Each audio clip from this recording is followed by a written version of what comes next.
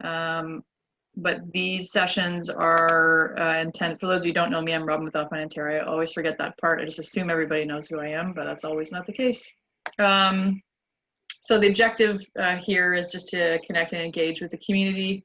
When we first started these in the spring, as a result of COVID, that was sort of the intention, but now this is a pretty important way for us to continue to communicate. And when we can't do our normal coaches conferences with hundreds of people and in the same room, or what Kickstart was last year at Mount St. Louis early December, this is our way to approach coach education this year. So thanks for joining and being a part of it.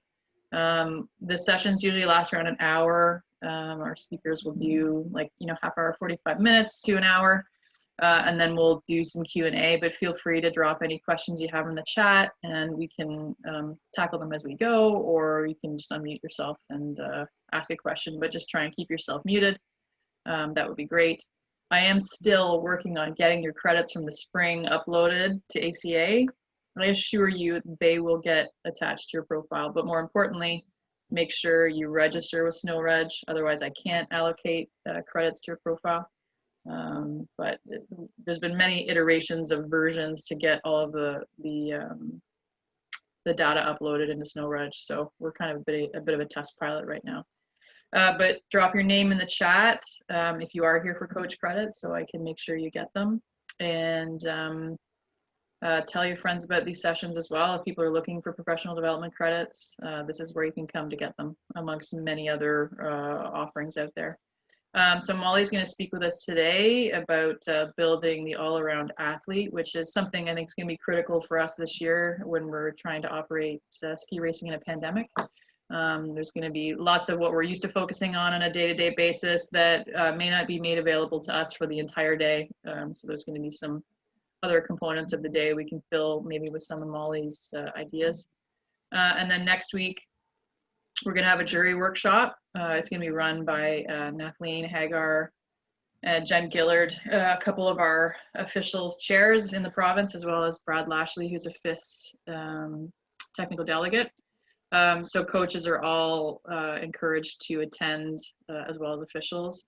And then once we get into December, we're going to focus on a session with Mike Schneider about teaching children from a CSIA perspective, infused it sort of into the coaching curriculum.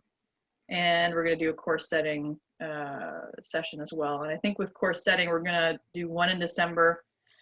We'll probably do one monthly throughout the season, just to keep a really good discussion going in regard to course setting, what people are seeing, and some tactics and pain points that we can flesh out together.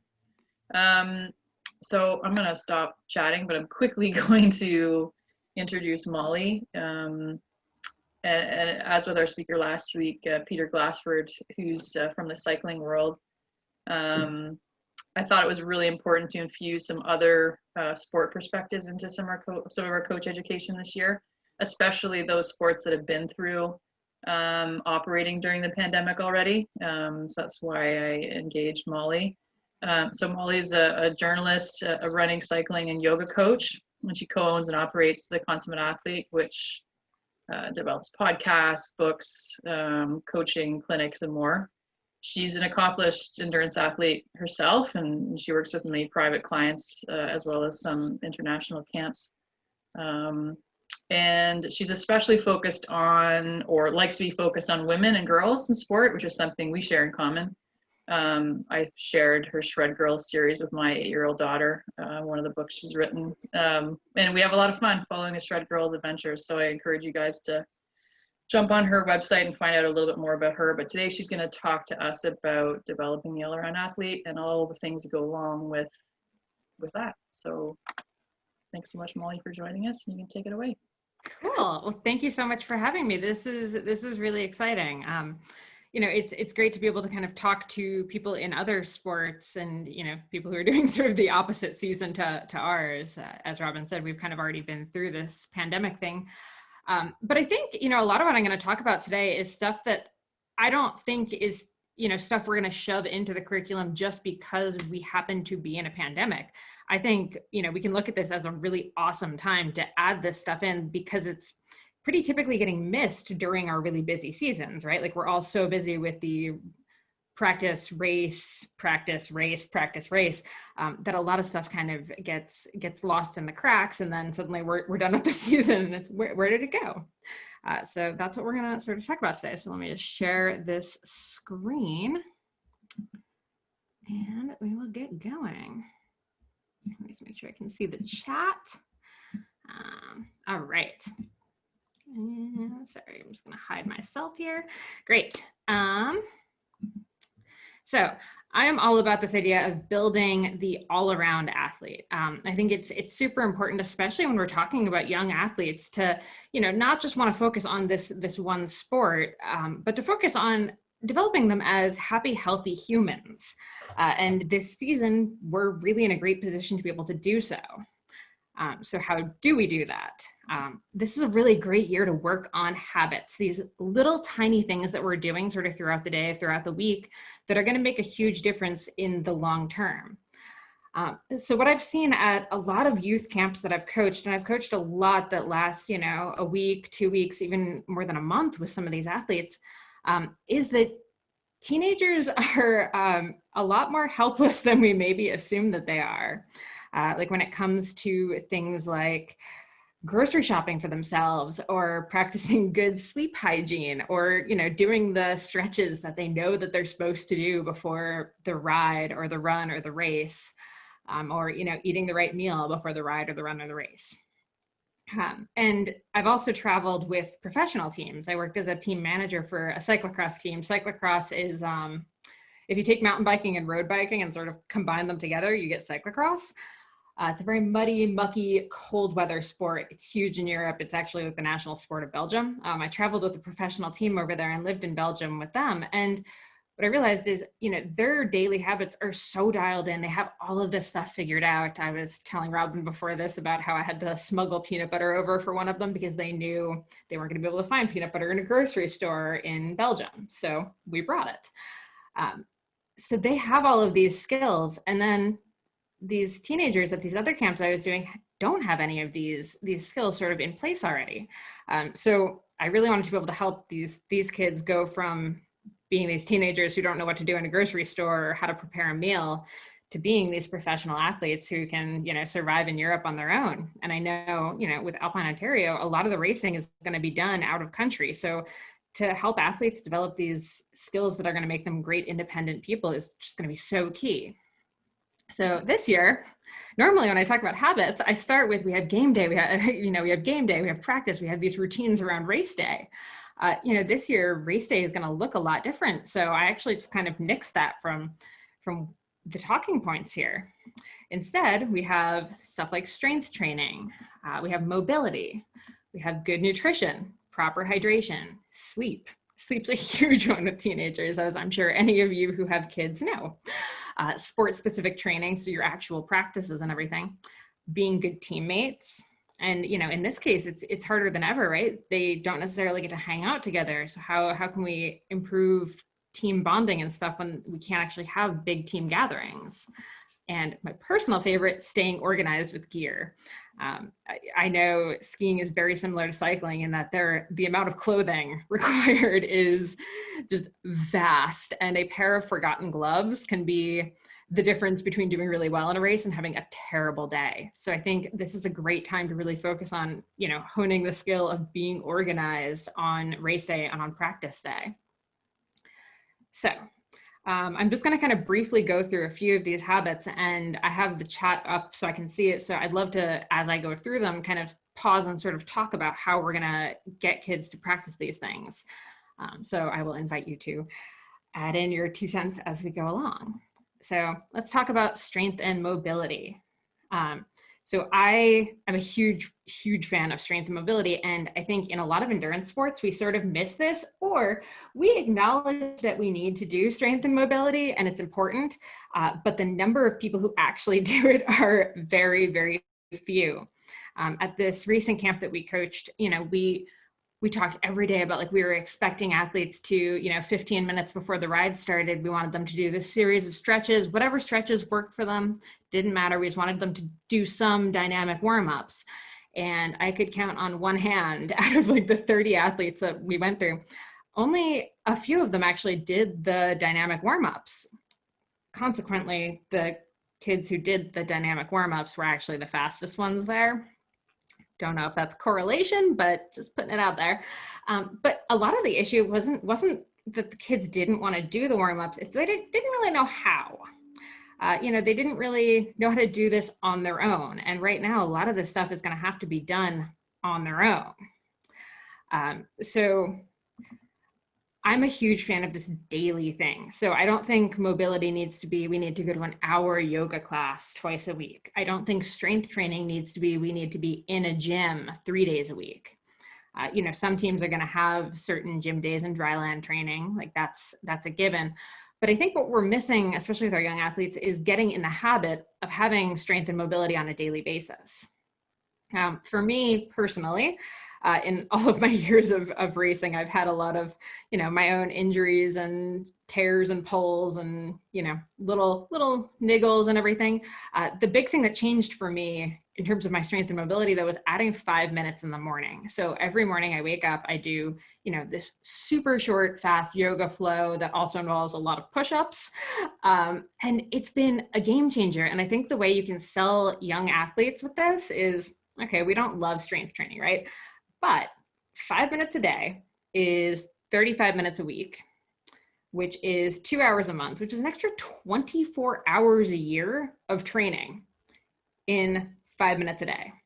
Like, that's such an amazing boost to your training and to your mobility if you can add in that thing just right when you wake up. So that's usually how I try to sell it. The other thing we've been doing is sort of some of these yoga flows, but a bit more intensive. So I think Peter mentioned it last week, early in the pandemic when a lot of our cycling stuff got canceled, I actually started doing Zoom yoga for the Ontario cycling athletes. So once a week we'd get on, we'd do this 45-minute yoga session together. And honestly, it was a blast. Everyone had their videos up. We did this kind of goofy yoga session. We had a lot of fun.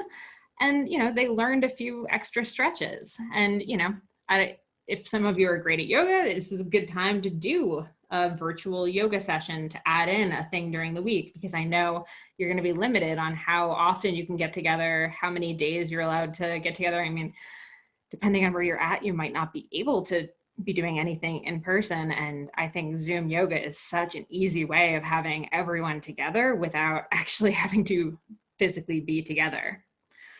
I think the other thing that's super important this year is what the physical therapist recommends. So many kids that I've seen at these camps talk a big game about going to PT and having all of these stretches that they're supposed to do. But again, are they actually doing them? This is a really great chance to kind of work on the habit of doing these things, because suddenly we can't spend hours at the hill anymore, right? We have this extra time. So what can we do with it? And then, the other thing I think that's important is just, in addition to keeping it consistent, being able to do this stuff at home without needing to be in a gym. Again, right now, it's going to be a little sketchy to see whether or not we can keep doing dryland training in a gym, lifting heavy, any of that. So helping your athletes be set up to do strength and mobility at home, I think is going to be a huge benefit this winter. And it's something that they can then continue doing. Especially, I know I actually have one girl that I coach who's a cyclist and an alpine skier. And during cycling season, she does not even think about ski season. She's not getting anywhere near like the dryland training stuff that she's actually supposed to be doing already, no matter how much I kind of urge her in that direction. But I think if she had it set up in her house, it would be a lot easier to get that done. So with that in mind, does anyone have any thoughts on how we can engage kids, how you can engage the kids on your team to start doing a little bit more strength and mobility on a regular basis? Or does anyone have any tips on how they motivate their kids to do it? That would be, and I'd be curious too, if any of these coaches stretch for 5 minutes a day. Or if any of you are going to, now that you know that adds up to some pretty significant hours for your year. I was late getting here, Robin, because I was stretching. So nice, Mitch. So the one thing I was actually thinking about is there's this great Seinfeld story that gets kind of talked about all of the time. Sorry, my dog is going crazy because there's a package at the door. There's this great Seinfeld thing that's talked about in productivity literature all the time, where Seinfeld said that every single day when he would write a joke, he would make a big X on a calendar. And that was, okay, he wrote his joke for the day, he does an X, he did something good for the day.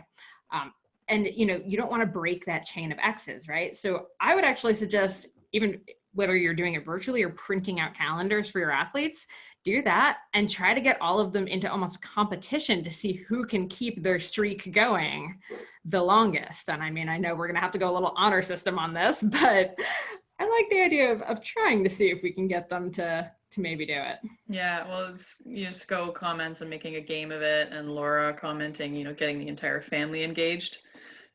Makes everyone more accountable, and certainly that we've had some success with some of our athletes this year doing those sort of fitness type challenges and using it as a bit of a competition. So that tends to be successful for sure. Yeah, absolutely. And if the whole family's doing it, the whole family is getting healthier too. There's our benefit. Okay, I love it. So this next topic is nutrition, and this is a big one. For you. Sorry, Grace, I didn't quite catch that. Could you say it again? I just muted her. I'm not sure if she meant to talk. Oh, okay. Grace, if you meant to talk, just drop it into the chat screen. Yeah. Okay, so nutrition. The big thing that I've realized is that the span of nutrition knowledge in kids, whether you're talking about 6-year-olds or whether you're talking about 16-year-olds, is just so vastly different from kid to kid. Just a couple days ago, I was giving a talk for NICA, which is the Youth Mountain Biking Association in the US. I was talking to their New York kids about nutrition. And the questions that were coming in were so widely varied, right? Like some kids want to know, what is the macronutrient breakdown that I should be eating post-race for optimal recovery? Some kids are wondering what a good source of protein is, or what a protein is. So we have this huge difference between, what some kids know. And I'm sure if any of you have gone to races with kids and had to go to the grocery store, you've gotten to see in real life, like who's grown up with, parents who are really into a lot of vegetables on the table, or who make the kids help with cooking and with grocery shopping, or, who has like a nutritionist for a parent, versus who, just eats Kraft dinner most nights, or, just doesn't pay attention to what their parents are making for dinner every night. And that was me. I was 100% on the what we call the all white diet, cereal for breakfast, PB&J for lunch, pasta for dinner, that I'm sure a lot of you have seen with at least some of your athletes. I definitely saw that a lot when we were coaching a month-long camp in Girona this past year. And kids aren't really learning that much about nutrition at school, or frankly, if they are, it's during a really boring health class. So they're probably not really paying attention to it. Really what they're learning comes from their friends, comes from like random magazine articles they're seeing, or random like internet articles they're seeing. There's so much misinformation out there. It's kind of terrifying. So this is a great year to be focusing on building up some nutritional knowledge and making it so they understand what a good meal contains. And I don't really I'm going to talk a little bit about just sort of our macronutrient breakdown and what a plate should look like. And the reason I'm going to talk about that instead of talking about, what a race day diet looks like, or what, kids should be eating in like during sport, or while they're playing, or, while they're skiing.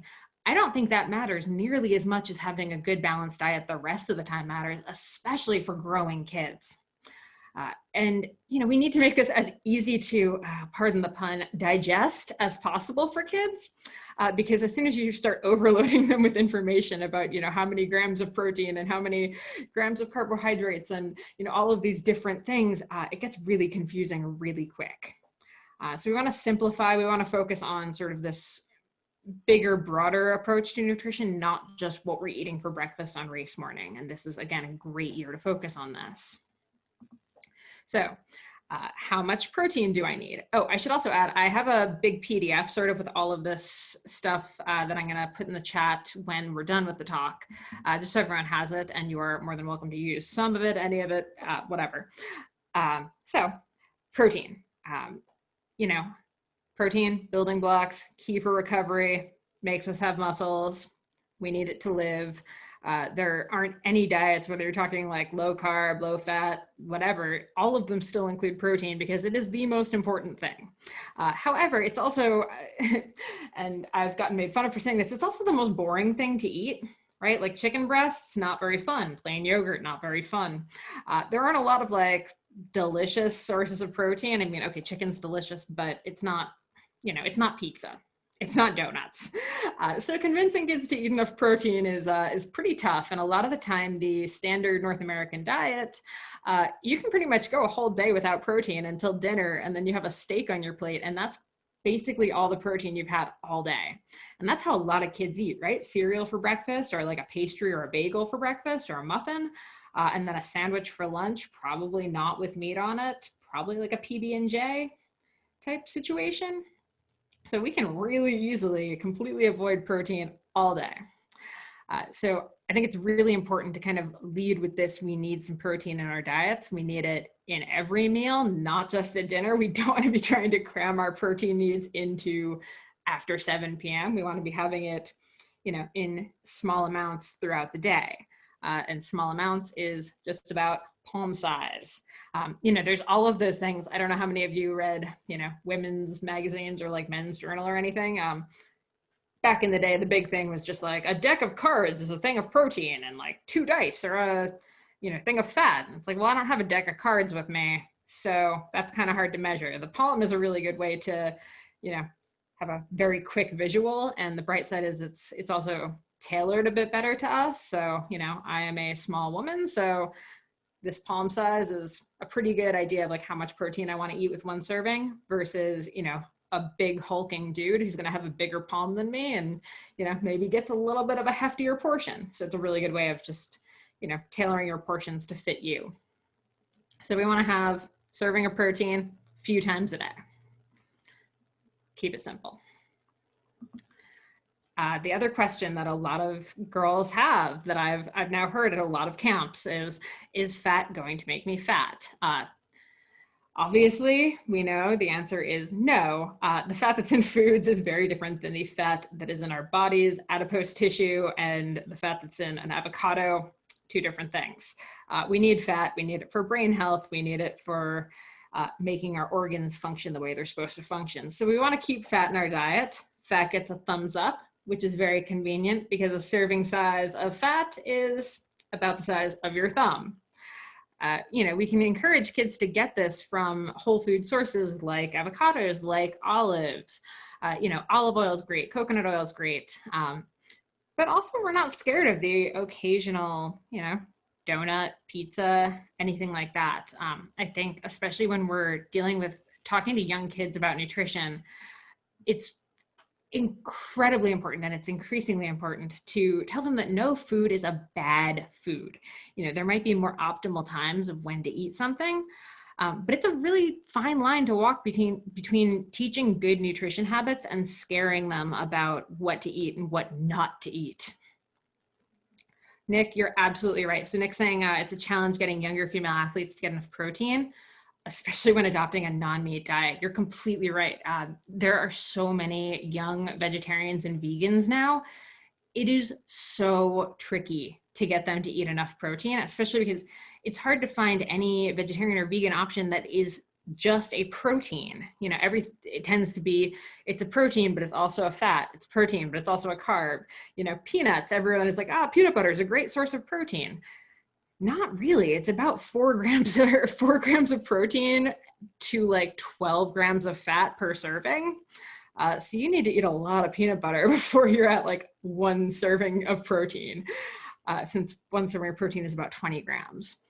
So yeah, it's a huge challenge. And legumes, absolutely fantastic, but they're also a great source of carbohydrate. So with like lentils, you're getting carbohydrate as well as your protein. So you have to eat quite a bit.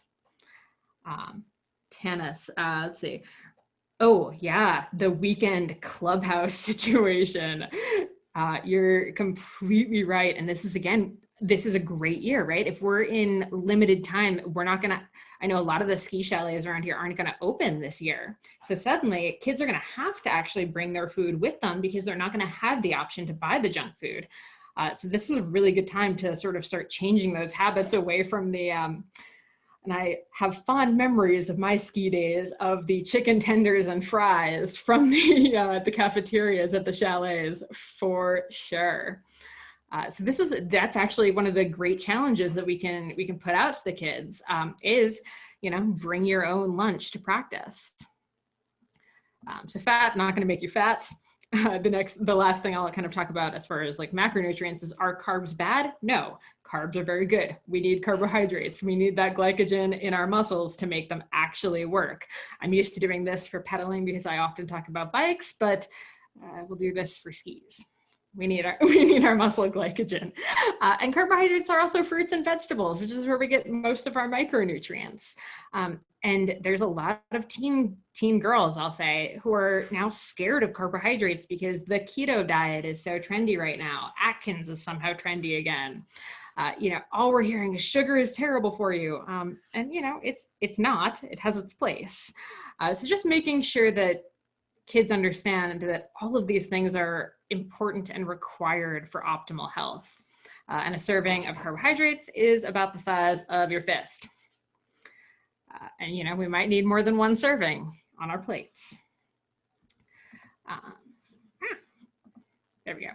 This is my quick plate equation. And again, I have it in a PDF that I'm going to send. Yes, so Sko said the thing to do is avoid trends. That is exactly right. We really want to give our athletes this good basic view of nutrition so that they're not just, seeing on the cover of Women's World that like the new thyroid diet is a vegan diet, or, on the cover of like Men's Journal that keto is going to be the key to shedding pounds or something like that, right? We want them to know what basic, streamlined, simple nutrition is. So on our plates, we always want to lead with our giant serving of vegetables here. So I have salad and broccoli, and then we want our palm of protein in our salmon here. Sometimes you can convince people who are not super into eating meat that fish is kind of on the menu. So that's always kind of like your compromise. if you can get them to do that, that's fantastic. Then we want about our fist size of protein. I did that in this like nice little rice stir fry with some more veggies snuck in. And then our thumb of fat, I throw some guacamole on the side because I love a good guacamole. It's also a great way to sneak some more veggies and fiber in. So this is like a really simple plate. And I know not too many kids are going home and having steamed salmon that they would make themselves. But we can shift this into a burrito bowl, right? Like this could very easily be for mucho burrito if we just ask for some extra vegetables on the rice bowl. Maybe skipped some of like the queso dip. So yeah, just thinking through that plate equation and trying to make more meals kind of fall in line with that. So how can we engage kids?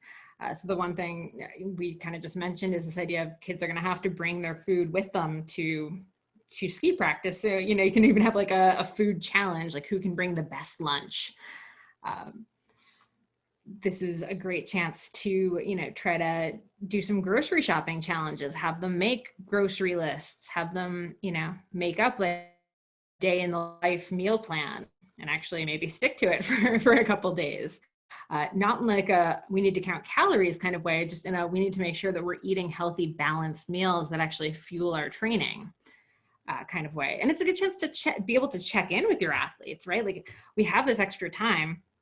So, why don't we check in on what their day-to-day nutrition looks like, not just what we're seeing them eat on the hill. And if what we're seeing them eat on the hill is, just like bags and bags of trail mix and gummy bears and Snickers, then maybe we can try to sneak them in the right direction a little bit more than we normally would. Because I know during competition, it's a little challenging and scary to try to get them to shift away from the norm. But because this isn't a normal year, it might be easier to kind of shift them in a slightly different direction. Also, cooking challenges are another fun one. And again, we're back to that whole family thing, right? We can maybe bring the whole family into this and have them, you know, once a week or something for the rest of the season. They have to actually cook a meal at home and share it. Yes, food is fuel. That is exactly right. I was actually just interviewing this Olympic mountain biker, Leah Davison, for an article the other day, and she said she hears so many people use the phrase, "Oh, I ride to eat." And, you know, what she really, like, she doesn't like that. What she wanted to, you know, shift the rhetoric to is she eats to ride. She fuels the work that she's doing. That's, you know, that's what she's doing when she's eating. She's not riding to burn enough calories to be able to eat the donut or the cookie. She's, you know, eating the cookie during the ride to fuel the ride. She's eating the cookie before the ride to be ready to ride. You know, she's actually just making sure that she's eating enough, not worrying that she's eating too much. And I think that's such an important message, especially for younger athletes. We can talk more about this later. I didn't really want to bring it in because it's a whole can of worms, but this season is not the season for kids to be thinking about getting to race weight. This is the season for kids to be thinking about getting healthy and, you know, becoming as healthy as possible and staying as healthy as possible. This isn't the chance to drop 5 pounds or something like that. We really want to throw out the scale and think about getting these healthy habits down so that next season we're ready to just rock and roll into it. Okay, very quickly, the next habit, sleep. And I guess I understand how this happens with kids. If any of you have kids, you probably are very well aware that some kids are really, really good at sleeping a lot, and other kids they could be up till 3 a.m, no problem, and often are. I found this out as I was coaching a camp and living with athletes for a month in February.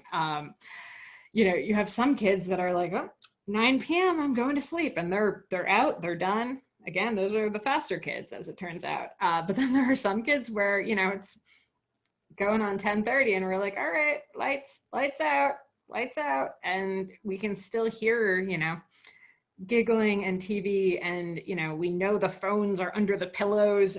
We can't check, but, you know, we're pretty aware that they're all just texting and Snapchatting and doing whatever kids do till all hours of the night. And inevitably, those kids are exhausted the next day. So that's another good point. Scheduling rest time without devices. If you can get your athletes, if you can challenge them to turn their phones off or put them on airplane mode an hour before bed, that is a huge win for being able to, like, let them just down regulate those hormones, let them just kind of relax into a better sleeping environment for sure. So when we're talking about sleep, pretty simple stuff. Can I jump in for a second? Oh, sure. Just on it's scheduling the rest. Kids are so scheduled their whole week, 7 days a week. They've got this, that, and the other. It's always scheduled. And I try to have conversations with my athletes and parents together to say that without rest, you're not rebuilding muscles. You're not giving yourself a chance to build up energy, et cetera, et cetera. So you need to schedule rest periods, and that's without the devices as well. Oh, yes, that is such a fantastic point. And again, if there was ever a season where we can really prioritize this and get that established as a habit, without parents being like, but Johnny needs to go to his karate class and like 18 different things that I have him scheduled for. Now most of those are canceled anyway. So we have this opportunity to really prioritize this rest. So hopefully we can get on that track and then stay on that track. So when we're talking about sleep, pretty simple stuff. 7 to 9 hours a night has been proven over and over again to be the appropriate amount. You know, it's going to depend on kid to kid, which one, what, you know, where they fall on that spectrum.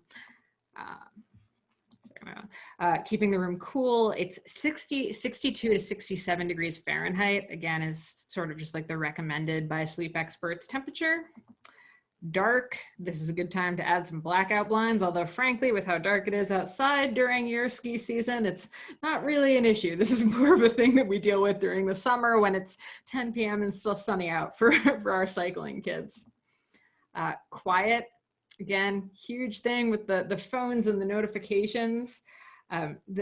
The big thing that I've found is setting my phone to do not disturb is like the good middle ground. It's hard to convince anyone to switch their phone to airplane mode at night.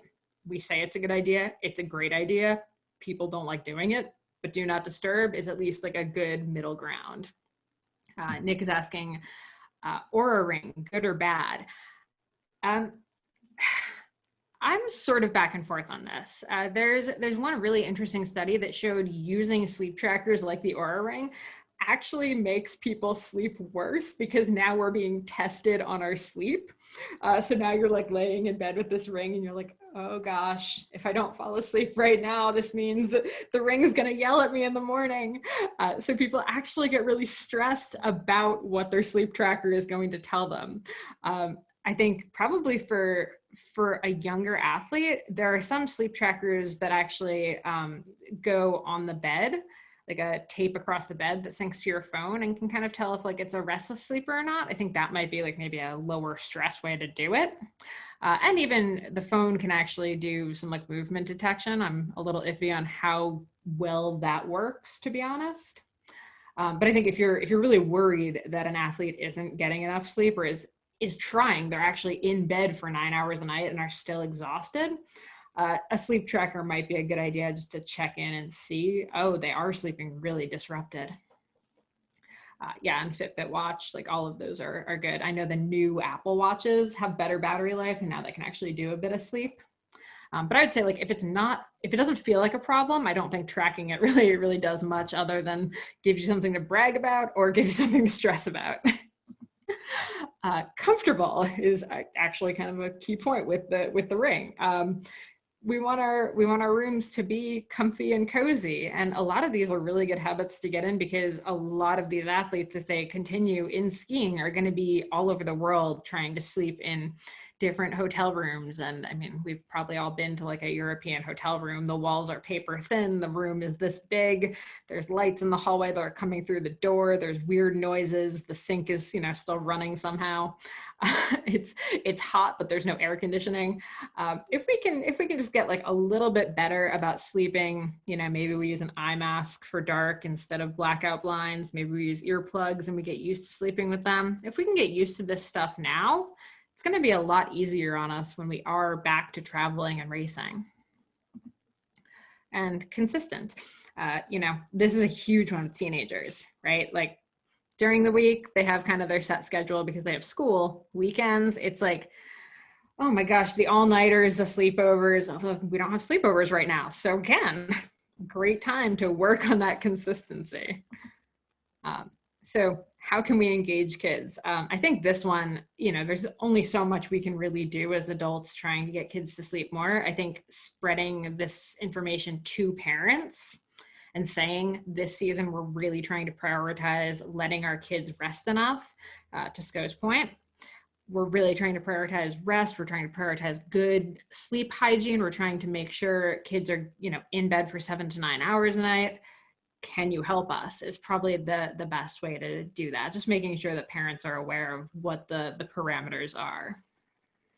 One thing too, Molly, that I can add, I mean, most of you on the call have been part of some of our discussions about, data tracking for our kids. I mean, we do it at the U16 and up level pretty heavily, especially with our high performance programs, but, we ask you guys to do fitness testing and track, some information.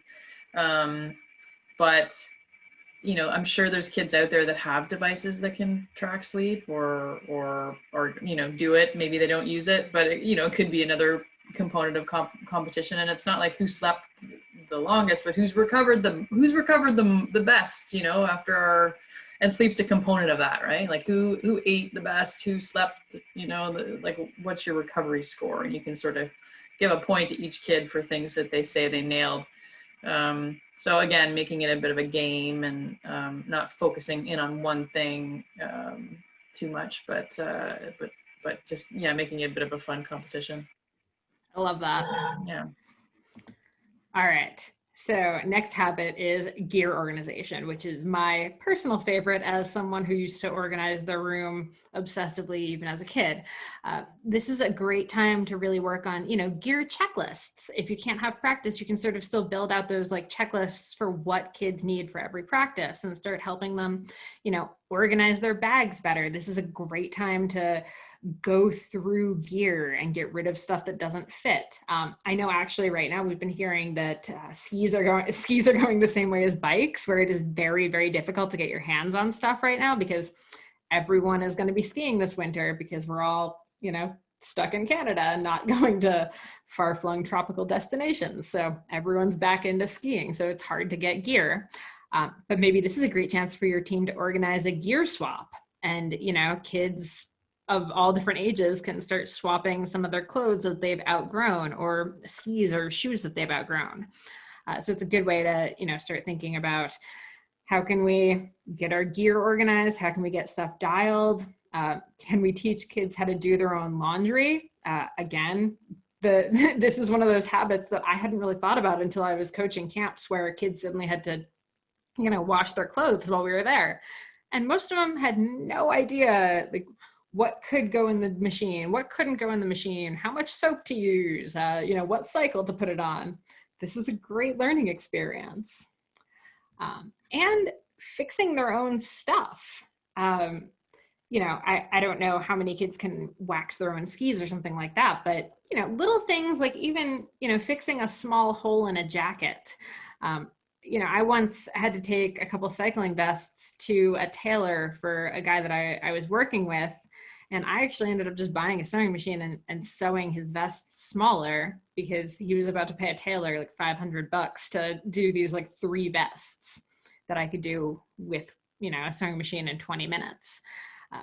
So, teaching some of those really basic skills, it sounds kind of silly, but, again, when we're thinking about these things that could happen on competition, weekends when us as parents or us as coaches aren't around, if a kid can actually, figure out how to deal with a broken zipper or a broken button on their jacket or their pants or whatever, like, they're going to be in much better shape to handle whatever gets flung at them. This is a year for resilience. This is a year to teach resilience so that our kids are better off, better in these solo competition settings or even in these group competition settings. I'm sure most of you can attest when you're at any level of competition, the kids who do the best tend to be the ones who are the calmest, the ones who don't panic when something does not go exactly their way. And I mean, we have this excellent chance to practice resilience right now, given that everything feels hard. And that leads sort of into this last point that I have about goal setting right now. So, normally when we're talking to our athletes, we're asking, what is your point B? Like, what is your goal for the season? And then we're looking at how do you get there? So this is usually super easy, right? Everyone's like, oh, I want to do this at nationals. I want to, go to this World Cup. I want to, achieve this podium finish. This year, it might not look like that, right? So now we have the challenge of helping our kids on our teams figure out what their point B is when point B is no longer this very obvious finish line. And maybe there is some competition still, but it's not going to be what it would be in a normal year. So, we have this opportunity to help our kids reframe their goals. And, maybe we can actually reframe them in a healthier way that will end up with better results next year when racing does come back. Thinking about more process-oriented goals, thinking about outcome goals that we can actually definitely achieve if it's like time-based or personal best-based instead of podium finish-based, non-racing outcomes that we can think about. And I actually put a couple of goal setting sheets that we use into the PDF that I'll send out here. But the big thing I tend to think about when I'm talking about goal setting with kids is the ABCs. So we want goals to be achievable, believable, and committable. Not a word, but we're going to roll with it. So we want them to be something that can actually be achieved and, preferably in a timeline that we know is coming. So, you know, Olympics 2022 or 2026 might be a little too far off here. We don't really know if we can achieve that because we don't know what the world is going to look like, let alone what we're going to look like. But achievable could be attaining a personal best on a run, or, you know, if we're in the gym, deadlifting or squatting a certain weight or something like that. So it's something that we can actually see, we can get to it. Believable. We legitimately believe we can. You know, it's super easy to say, I want to go to the Olympics, but do we actually believe that? Very few people legitimately believe that they go to the Olympics. They might want to. They might kind of think they might be able to, but do they really believe it? Probably not. And committable. So we need to be able to have an action plan for this goal that we can commit to, you know, with the example of squats. Okay, I want to squat 400 pounds. That's not really believable for me. Okay, I want to squat 200 pounds. That's achievable for me. I believe that I can do that. And I know what I need to do to get to that, right? I can set up this week, I'm going to do 5 reps of 50 pounds. And then next week, we're going to try for 52 pounds. You know, I'm going to do these exercises and mobility work that's going to go around this. I can make a plan to it that I can commit to and stick to. So really just trying to think through those 3 things when we're talking about goal setting. So how can we engage kids? This, I think, is a pretty simple one. We can actually talk to them about what their goals for this season are going to be, because I think right now a lot of kids are very confused as to what their goals are right now, because they just don't know. You know, they have a lot of uncertainty going on right now. They don't know what they're supposed to be focused on, what they're supposed to care about, what they're supposed to be excited about. And we can really help nudge them in a direction of finding something that they are excited about and motivated to do, even if it isn't, you know, the finish line, podium finish, silver medal, gold medal that they wanted. Basically, the last thing I kind of wanted to say is this year, it's about controlling the controllables. We're going to have to let go of a lot of stuff that we used to be able to control, a lot of stuff that we really wish we could control. And we're going to have to accept that we can't control everything, but we can control some stuff. We can control the nutrition. We can control the strength and mobility that we can do at home. You know, we can control sleeping for sure this year. We can control realistic goal setting. We can control having our gear sorted out and organized and like just ready to go next time we do have practice and races and all of that stuff. So focus on the controllables. And I think we're going to be set up for a really great year next year, even if this year doesn't go according to plan. All right. So with that said, we can open it up to questions. The other thing, before I drop the PDF into the chat, the other thing I wanted to mention is, if you email me, we do Zoom yoga for our consummate athlete clients every Friday morning at 7 a.m. So if you are interested in seeing what a Zoom yoga session could look like, you know, whether you want to take that back to your athletes or, you know, do whatever with it, we would love to have you there. So if you email me, I can share the link with you for that.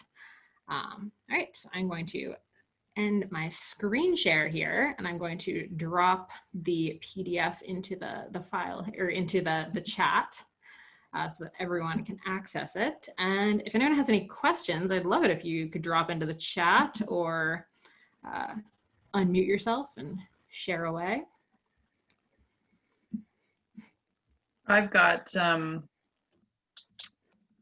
comments, maybe not necessarily questions, but I'm sure all the coaches on this call practice, you know, perfection with all those habits that Molly went through. And I think, I mean, I know I do, like absolute perfection on all fronts. But I think, you know, my sort of plan too with getting Molly to talk to us a little bit about this was to impress upon you as coaches the importance of, you know, being a good role model and inspiring the kids and the next generation with your behaviors, not to make you feel guilty about, you know, choices that you may make that aren't in line with some of the habits that Molly went through. But, you know, we're all challenged with these things in our lives to try to improve our health. So it's a great opportunity for you guys as coaches as well to try to work on some of these pieces of the puzzle. I know I always am. But it's certainly a time in our lives where we might have more time or might have less time, depending on what you do outside of ski racing, to focus on some of this stuff and to learn with your kids and go through it together during the season. So I think that's a real great opportunity to work on them yourselves and inspire your kids and help them create those great life skills that we always talk about sport being for kids. It just teaches them great life skills, and so many of these habits that Molly discussed are part of those great life skills. So that's my comment anyway.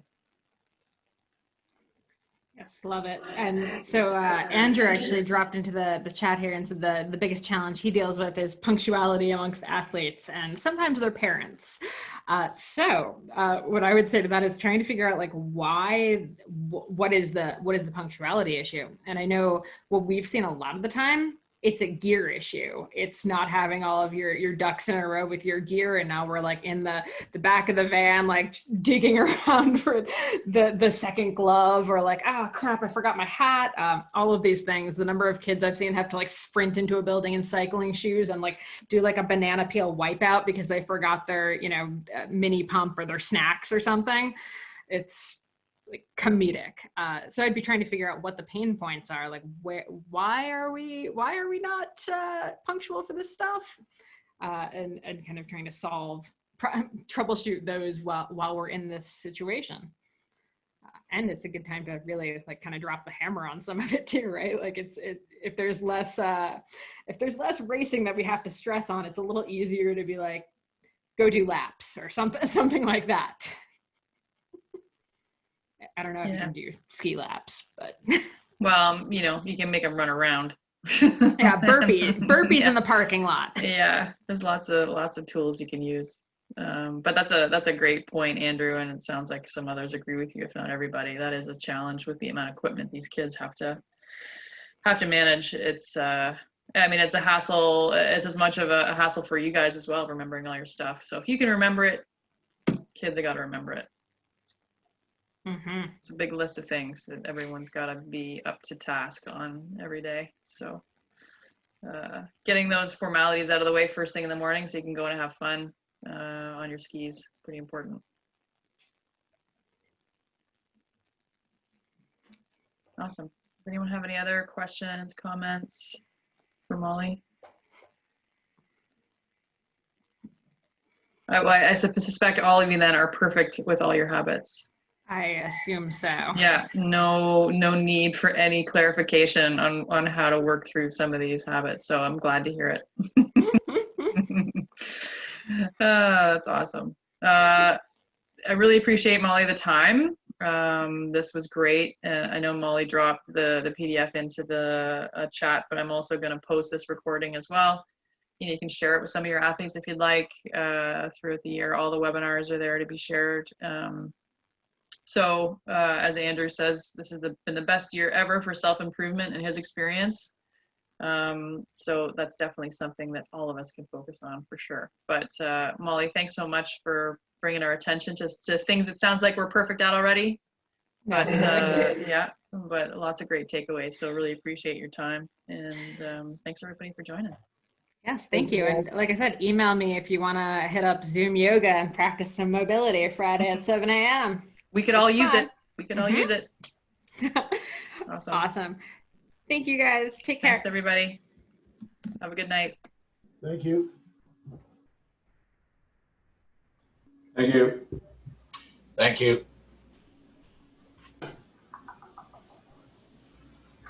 You gonna do yoga on Friday, Nick? I think so. Molly actually coached thanks, everyone. one of my staff members at Ashanti. Oh, nice. Yeah, she rides cyclocross. Got I'm it. trying to convince her that indoor track is See her. that PDF in the chat room. That's Is her jam? Wow, I don't know if she's into the pugilistic nature of it, but I think she'd be really good at it. Sure. It's pretty unique too, isn't it? Yeah. Hey, Mitch, how you doing, buddy? I'm good. I was just going to say, Nick, this year on Saturdays or whenever the coaching staff gets together, we could do some morning Zoom practices with the coaches to get them all limbered up. Yeah, we could. I'll let you lead that, Mitch. Yeah, I was gonna say, I'll meet you there. You and Darko can take the lead on that. Get some Exactly. footage. Get some footage on that for us, will you? Yeah. Yes, in social media. I'll get my Lululemon yoga pants on for you. Yeah. Oh, Nick, I That's all can't good. That Can't wait. works. Can't wait to see it, Nick. Yeah, that'd be fantastic. There'll be more therapy involved if that happens. Yeah, that's right. Thank you, Robin. You're welcome, Hey, guys. Nick, Thanks, Yeah. Robin. Nick, your mustache and goatee's acting like a green screen. Yeah, I saw that. It's pretty rich. Thanks, Robin. Just You're call welcome, me guys. Mr. Snow.